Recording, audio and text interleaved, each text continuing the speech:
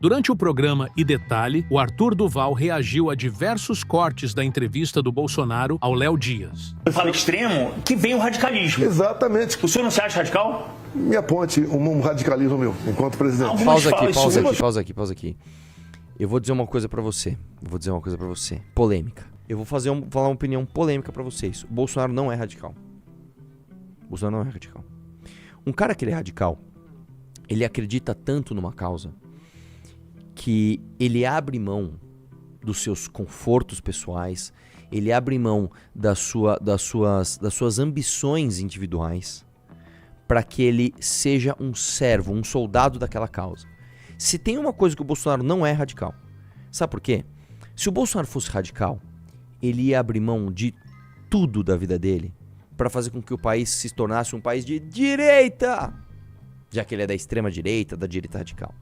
Né? Ele não é radical. O Bolsonaro fez justamente o contrário. O Bolsonaro usou uma pauta popular para fingir que ele era radicalmente a favor dessa pauta.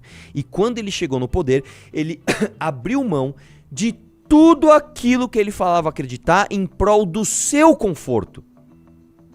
Você não pode falar que um cara que foi para os Estados Unidos, quando perdeu a eleição, pediu Pix, ganhou 17 milhões de reais no Pix, é um cara radical. Ele não é radical, irmão. Se ele fosse radical, ele pediria Pix não para si próprio, para pagar uma multa eleitoral, que era uma mentira. Ele pediria Pix para ele fazer algum tipo de ação, sei lá, para que o Lula não assumisse o poder. Pessoal, me dá dinheiro aqui porque nós vamos travar o Brasil. Se ele fosse radical, ele estaria junto com as pessoas ali que estavam acampadas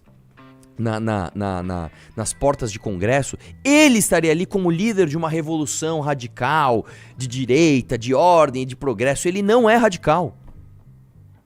Se ele fosse radical, ele seria o cara do 8 de janeiro. Ele estaria lá no 8 de janeiro. Com as pessoas, com uma parte das Forças Armadas. Ele estaria lá, tentando dar um golpe de forma radical. Como ele não é radical, ele ficou no meio do caminho. Ele nem foi um democrata absolutamente interesseiro e nem foi um radical por uma causa. Ele se aproveitou da situação para ganhar dinheiro e, tentando se proteger juridicamente das consequências que poderia haver, ele usou uma causa para, de forma antidemocrática, tentar se manter no poder. Até o golpe que o Bolsonaro tentou dar, ele tentou dar esse golpe, não foi em prol do Brasil. Foi em prol da manutenção do poder dele e da família dele. Isso não é ser radical. Isso é ser oportunista. Isso é o oposto do radical. O radical, cara, ele não tá nem aí pra nada. O radical... Eu vou te falar uma coisa, cara. Que eu tenho uma tese, né? Se você entra numa briga, né? Eu vou sair na mão com alguém. Quem ganha? Geralmente ganha o mais radical. E o mais radical, geralmente, é uma pessoa mais burra, é uma pessoa mais inconsequente, que pra ela nada mais importa além daquela briga. Então, por exemplo, você vai entrar numa briga. Se eu vou entrar numa briga, puta, tomei um soco, quebrei um dente. Já me miou, cara. Já fudeu. Puta, quebrei meu dente, cara. Puta, vou ter que ir no dentista, cara. Pô, vou ficar com a boca inchada. Pô, que saco. Você já começa a pensar nas consequências daquela briga. Puta, bati... Ou então vamos supor que eu tô ganhando. Pô, bati num cara, quebrei a mão. Puta, que bosta, quebrei minha mão, cara. Não vou poder fazer motocross, não vou poder fazer no giro, não vou poder treinar. Vai lá, pelo menos 20 dias com a tala. Pelo menos mais... É um saco, cara.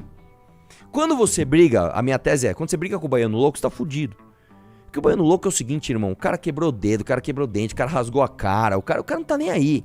Pra ele, a vida dele é aquela briga. Isso é ser radical. O Bolsonaro é tudo menos o baiano louco. Entendeu?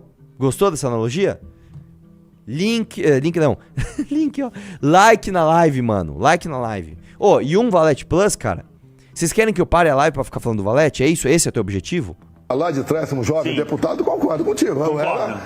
E durante o seu governo? Não tivemos esse comportamento de jeito nenhum. Não mesmo. Muito pelo contrário. Não mesmo. Na pandemia, talvez um pouquinho? Nem um pouco. Se você pegar o Pausa. O Bolsonaro ser um burro, ser um imbecil, ser um inconsequente, ser um irresponsável, não o torna radical. O Bolsonaro foi oportunista. Ele viu outras pessoas burras como ele, que acreditavam nessas maluquices, de ozônio no rabo, de hidroxicloroquina, tratamento precoce, vacina... Você virar um jacaré, pô. Eu não tenho culpa aí, não. E ele se aproveitou disso pra angariar poder político. Ele não é radicalmente a favor dessa causa. Vai lá. Americano, 500 e poucas páginas, que eu traduzi e Estudei e fiz um resumo que deu 3 páginas. Com todo respeito, não errei nenhuma das nossas observações. Lá se fala, inclusive no parlamento americano, se tivessem respeitado a independência do médico... Pausa aqui. tratamento. Quando ele fala assim de uma forma professoral, e se fala no parlamento americano, o que você pensa? É uma conclusão colegiada dos homens, representantes da sociedade americana, não é isso, velho. Eu posso falar o seguinte, quando se fala no parlamento sobre Elon Musk, porque literalmente se falou num parlamento a palavra Elon Musk. Então, quando você fala assim, quando se fala no parlamento, pode ser um deputado doidinho falando merda. Tá? Essas pequenas coisas, né? Vai lá. César, tamo junto. Milhões de pessoas deixam de ter morrido no mundo. Mas o senhor não se arrepende nem daquele momento que o senhor fez uma piada? Qual a piada? Pausa. Aquele do- Eu tenho várias piadas que o senhor fez. Uma delas, por exemplo, foi quando você estiver lá com falta de ar, tá ok? Você fez piada, cara. Falta de ar também. Se você pegar o vídeo do falta de ar, não foi aquilo. Foi sim. O que eu falei? Estava discutindo com o nosso ministro, o Mandetta, né? Que a recomendação você está com Covid. Vai para casa. Quando sentir falta de ar, procure o hospital. Ele Esse é o faz de novo. gesto que eu fiz. Pausa aqui. Bolsonaro. Tem um stand-up do Bill Burr que ele fala o seguinte. Imagina que você tá com uma menina e aí você tá lá com ela, aí você tá na sua casa, aí vocês já tomaram um vinho, aí você tá lá e mão na bunda. Ela, não, para. Aí você vai lá, mãozinha no peitinho. Ai, não, para. Eu falei pra você parar. Você para com isso, hein? Não sei o que lá. Beleza. Aí imagina que ela sai e faz um BO que você foi assediado. Aí tá lá no BO. Eu disse, não. Para. Você é doido. Para. Você concorda comigo que o jeito como você fala a mesma frase importa? O teu vídeo foi basicamente menosprezando, tá? Pessoas que estavam dizendo que os hospitais estavam entrando em colapso. E aí eu vou te contar um negócio que, aliás, né, isso aqui responde muito o comentário daquele cara que falou assim no meu vídeo: você virou o Leão Lobo de 2000. Então, vê se isso é fofoca. Você sabe que todo o sistema de saúde público do mundo, tá? Isso não é no Brasil, isso é no mundo. Ele vive na fronteira operacional. Por quê? Se você pega, por exemplo, uma doença, sei lá, do início do século XX, que as pessoas tinham pouco acesso à cura. Isso não era oferecido, nem tinha sistema público de saúde nessa época aqui no Brasil, né? Mas se você tivesse um sistema público de saúde, isso não seria oferecido, porque seria uma coisa restrita, difícil, etc. A partir do momento que isso se torna relativamente banal, isso passa a ser oferecido num sistema público de saúde. Ou seja, você tem o tempo todo, com o avanço da tecnologia, novas ofertas de soluções para problemas que antes eram muito grandes e passam a se tornar menos problemáticos. Ou seja, a demanda da saúde em termos tecnológicos, em termos de abrangência de curas, ela é sempre crescente. Certo? Existem uma série de doenças, uma série de problemas que hoje nós não temos cura e nós constantemente conseguimos acessar curas ou tratamentos paliativos ou para desconfortos, e esses tratamentos tendem a se tornar cada vez mais baratos e mais acessíveis, portanto, eles são absorvidos pelos sistemas públicos de saúde do mundo. Esse é o primeiro ponto. Segundo ponto, sistema de saúde é caro, hospital é caro, enfermeiro é caro, médico é caro. Então, se você tem o profissional, você precisa utilizá-lo.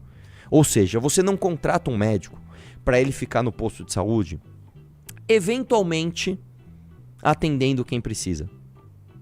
Vamos supor, aqui no MBL, aqui no escritório, eu nem sei quantas pessoas trabalham aqui, vou chutar, vamos supor que trabalham 40 pessoas. Se a gente contratasse um médico para essas 40 pessoas, são 40 pessoas. Esse médico ia ficar mais ocioso do que trabalhando. É um custo alto demais para você contratar um médico. Agora, olha o que acontece. Imagina que eu pego Covid no começo, chego aqui e espalho o Covid para essas 40 pessoas. Um médico já não dá conta dessas 40 pessoas. O que eu estou dizendo é o seguinte: quando você tem a expansão rápida demais de uma doença, não precisa ser nenhuma pandemia. Quando você tem uma epidemia de alguma coisa, você já colapsa o sistema de saúde. Porque o sistema de saúde, como eu falei, ele é contratado e ele é planejado para já rodar com o giro máximo. É como se você tiver... Imagina o seguinte, você tem um carro 1.0, tem 5 pessoas dentro desse carro, o ar-condicionado tá ligado, você vai pegar uma ladeira. Você já tá com ele esgoelando, você já tá num... Aí, por acaso, a ladeira se torna um pouco mais íngreme. O que você acha que vai acontecer? O carro vai perder velocidade. O sistema de saúde ele já trabalha no alto giro. Se você tem uma epidemia, um problema endêmico, ainda que momentâneo, você já colapsa aquele sistema. Quando você tem uma pandemia global, os sistemas de saúde do mundo colapsam. Então não dá para um presidente da república falar, não, vai para casa. Quando você estiver sentindo falta de ar aí, ó, aí você vê o que você faz. Então, o problema não é que a gente tá sendo politicamente correto. Não pode zoar. Que nem acho que poderia, tá? Um presidente da república, no meio do problema, não é papel dele zoar. Hoje, você quer dar uma zoada, tal, beleza. Fazer um alívio cômico de um drama, de uma familiar, beleza. Não é o papel do presidente da república no olho do furacão. Só que o problema é que é além disso. Além disso, a tua fala mostra um menosprezo sobre um sistema e um desconhecimento de um sistema de saúde que já estava colapsado. Você entendeu o problema, cara? Isso exatamente. Parece chacota. Tem uns tom de... Não, mas não tem chacota. Não tem? Não tem. Você pega, foi numa Tem live chacota, que eu mas fiz vou te isso aí. falar uma coisa. O Léo Dias foi inabilidoso aí, com todo respeito, Léo Dias. Você não tinha que focar isso no chacota, porque a chacota daria pra você falar. Você acha que é papel do presidente fazer chacota, porque não é. Mas ele fala que não é chacota. Como é que você encurrala o cara, então? Você fala, então, você acha que não foi um menosprezo de um sistema de saúde, assim, e trazer isso as coisas que eu falei aqui? Pelo andar da carruagem, o senhor vai ser condenado ali pela essa turma, né? Hoje em dia, sim. Hoje em dia, sim. Mas tem um tempo pela frente ainda. Claro. O senhor não tem medo de ser preso? Eu tenho que enfrentar. Vai, meu. Eu tenho que enfrentar. Mas, presidente... Qual o problema? O problema que me acalma. Vamos lá. O Bolsonaro é o seguinte. Ele tá num dilema, né? E como ele não tem habilidade para lidar com esse dilema, ele dá sinais contraditórios. O outro vídeo dele, ele fala o seguinte: eu tô cagando pra prisão aí. Por que ele tem essa postura? Ele tem de demonstrar força. Um líder tem de demonstrar forças aos seus asseclas, né? Só que ao mesmo tempo, ele sabe que se ele demonstrar força demais, o Alexandre vai falar, é? Então, nessa entrevista, ele, tem que enfrentar ele, tá ok? Tem que enfrentar ele. Cadê o homem que tava cagando pra prisão? Se você é um radical, deixa eu explicar pra você. Se você é um radical e você é perguntado, cara, você pode ser preso, e aí? O que um radical responde? Me prende então! Me prende então! Eu estou cagando pra prisão! Por que eu tô cagando? Porque é o seguinte, irmão. Porque eu represento mais do que a minha pessoa física. Porque eu sou um soldado da revolução que eu quero fazer, que é isso, isso e aquilo. E eu papapá, e parará, parará. Que é a postura do... Tô cagando pra prisão, aí. Ele tá no papel líder. Ele tá no papel força. Ele tá no papel radical. Quando o Léo Dias tá lá, e ele tá no papel moderado, não, veja bem, essa entrevista vai ser vista pelo Alexandre de Moraes. Tem que ver, tem que enfrentar isso aí, né? Tem isso aí pra enfrentar também aí. Que crime que eu cometi, meu Deus do céu? Pelo amor de Deus, ele tá quase de joelho. Não me prende, eu não cometi crime nenhum. Marcos entrou no clube, tamo junto. Mais um no Malete Plus. Assim, e as pessoas não percebem os sinais contraditórios, cara. Isso é que me deixa louco. Vai lá. É a minha consciência. Cadê meu crime? Você mesmo, tá escrito. Tentativa armada, qual arma? Pausa. Outra, Isso aqui eu falei até no meu vídeo aqui, cara. Põe só o restinho vai lá, pra não ficar sem sentido. Danificação de patrimônio, eu não tava no Brasil. Pausa aqui. Tem uma figura... Pausa aqui. Isso aqui, cara, é tão ridículo. O 8 de janeiro aí aconteceu, eu não tava nem no Brasil aí, pô. Tava lá em Nova York, em Orlando aí, pô. Tava lá. É a mesma coisa que o Hitler falar o seguinte: eu não fui pra Auschwitz matar nenhum judeu. Eu não empurrei nenhum judeu pra câmara de gás. É o seu filho de uma puta, mas o negócio existe por sua causa. É a mesma coisa o Bolsonaro. As pessoas que entraram lá no 8 de janeiro, elas entraram em seu nome. E não é que elas entraram em seu nome sem você saber. Não é que você falou uma coisa e foi interpretado errado. Não, durante meses e meses e meses, você induziu essas pessoas a fazerem isso. Entendeu? E tá muito claro. Então teu crime, além de tudo, é de ser chefe, de ser líder de uma tentativa de golpe. A advogado de direito chama-se individualização da pena. e devido processo legal. Se eu sou tão criminoso assim, por que não seguir o devido processo legal? Duplo grau de jurisdição. O Nicolas tem 28 anos de idade. Ele é... Pausa aqui, pausa aqui. Entre a Laura e o... Antes de responder. Antes de a gente ver, eu lembro disso aí. Isso aí foi o seguinte. O Nicolas, ele vai ser sucessor, porque o Nicolas, ele parece que ele quer ser presidente, né? Ele é meio estranho assim, né? O que você responde se você genuinamente gosta de uma pessoa e entende que essa pessoa é teu aliado numa batalha? E se você é um radical? O que você responde? Se alguém me pergunta do Kim, cara, o Kim quer ser prefeito. Se eu tenho o ego maior do que a missão, eu falo, não, tem que ver se ele vai ser tão bom quanto eu, né? Tem que... Se eu falo, não, pô... Cara, o Kim é o melhor. O Kim é foda. O Kim tem que ser prefeito. O Kim papapá. E o Renan é foda pra caralho. E o Renato é maravilhoso. Olhem como ele responde o Nicolas.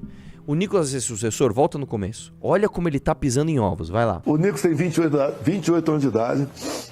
Ele tá entre a Laura e o Eduardo. Pausa aqui, desculpa, só mais uma coisa que eu preciso falar. Uma das técnicas de quando alguém te faz uma pergunta e você não sabe muito bem o que responder, se eu chego para ela e falo assim, Ana, você separou tal coisa pra live de amanhã? E ela não separou.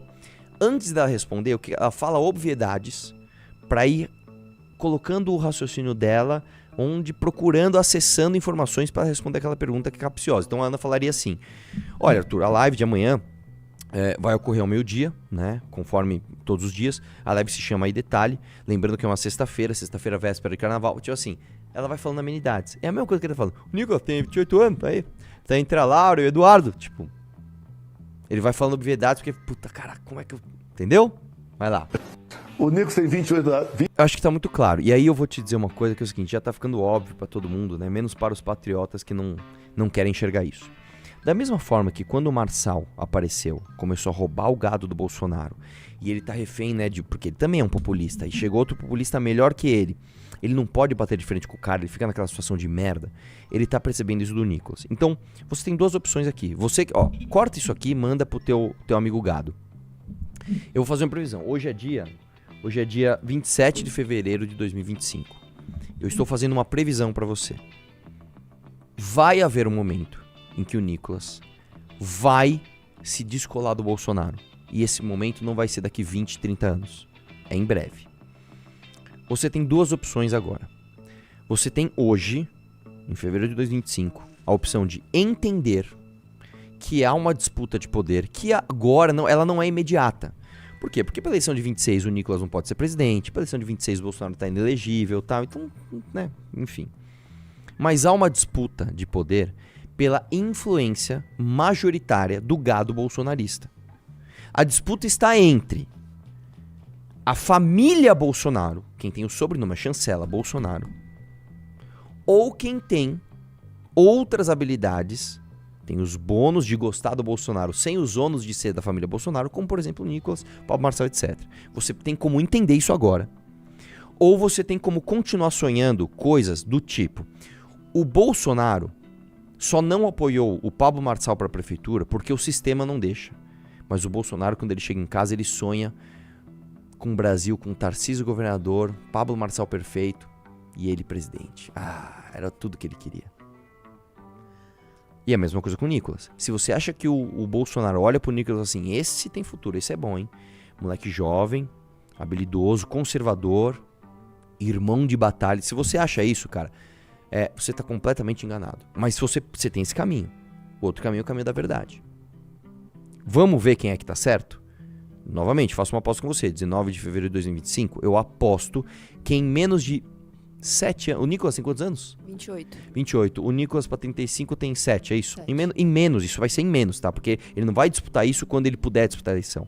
Em menos de 7 anos, esse racha vai acontecer. Eduardo Bolsonaro e Nicolas Ferreira, não sei se vão se tornar inimigos mortais, mas eles vão estar sendo grandes... Eles vão estar sendo grandes expoentes disputando a atenção majoritária desse público gado.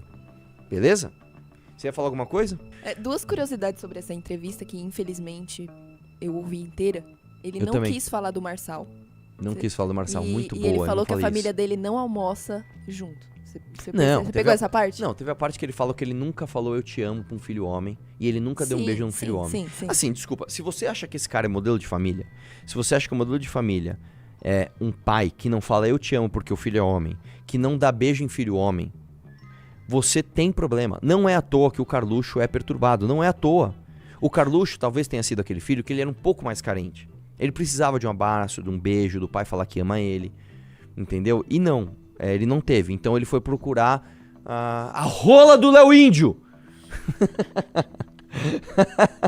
Desculpa. Canalha! Você, né? O filme é Ainda Estou Aqui, é esse? Isso. É.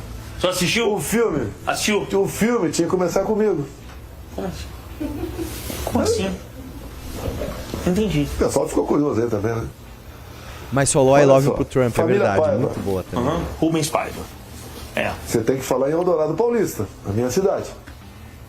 Você tem que falar em maio de 70, quando passou o Lamarca na cidade. Onde estava o Lamarca? Ele tinha uma base de guerrilha, Fazenda Palmital, base vizinha da Fazenda Caraitá, da família Paiva, Rubens Paiva. Um dos Paiva foi prefeito de Eldorado Paulista por 2 vezes. A família Paiva, essa que tem a minha idade, curtiam férias na minha cidade 2 vezes por ano. Quantas vezes? Não estou reclamando da minha vida não, tá? Mas eles lá que tinham dinheiro, tudo bem, tá? Compravam um picolé daqui bom, chupava e jogava o palito no lixo. A molecada dela via se o palito estava carimbado para tomar um sorvete de graça. Da minha cidade você olhava a casa deles, era a única casa com piscina na cidade. Eles cultivavam uma mexerica, né? Não é essa pocã de casca solta, é uma mexerica realmente de qualidade, tipo exportação. Enfim, ele deu toda essa volta pra falar que o filme da Fernanda Torres tinha que ser sobre ele. Sim, eu reagi a essa parte do meu vídeo e eu vou dizer uma coisa pra você. Quando você lida com... Eu vou falar uma coisa diferente do que eu falei no vídeo, tá? Quando você lida com pessoas de raciocínio muito simples, você tem que tomar cuidado porque qualquer tipo de sofisticação no raciocínio pode magoar essa pessoa. Então, vamos dar um exemplo. Eu assisti o filme Ainda Estou Aqui. Eu tinha que ter feito um vídeo sobre isso, inclusive não fiz, mas vou fazer, quem sabe. O filme é bom. Eu falo pra pessoas que entendem nuances. Então eu posso chegar aqui e falar assim, cara, o filme é bom. A causa apresentada no filme é uma causa justa. Mas eu não sou de esquerda e eu estou torcendo pra que ela ganhe o Oscar. Você não vai falar, nossa, acho que o Arthur virou comunista. Se você falar isso pra um Bobson, que é 83, a cabeça dicotômica dele é assim, peraí, eu não entendi. Não existe direita e esquerda, não existe o bem e o mal, não existe a Fernanda Torres é de esquerda, logo ela é do mal, logo a produção cultural dela é uma merda, então eu tenho que odiar tudo aquilo. E aí você cai em erros, né, que inclusive no Sun Tzu, né, a Arte da Guerra, ele fala, um dos principais passos para a ruína é você descredibilizar ou você diminuir, você subestimar as virtudes do seu inimigo, né? A gente não pode subestimar a virtude do nosso oponente. Eu sou contra a agenda da Fernanda Torres, eu sou contra a agenda do Walter Salles. Só que o filme é bom. Não dá pra você falar que o filme não é bom. O filme é bom. É dos melhores que eu assisti? Não. Me emocionou? Não, nem um pouco. Um dos motivos é porque se trata de uma família muito rica e privilegiada do Rio de Janeiro. Então não acho que eles viveram um puta drama. Sim, perdeu o pai, uma bosta e tal, mas não me tocou. Mas o filme em si é um filme bom. E o Bolsonaro ter que falar dessa forma burra e imbecil só mostra que o público-alvo dele é de Bobson QI 80. É isso. E aí tem essa parte, não vou atacar o Cid, me coloco no lugar dele, né? Que é o que eu falei no meu vídeo de hoje também, que é o seguinte, cara. O Bolsonaro nem pode atacar o Cid.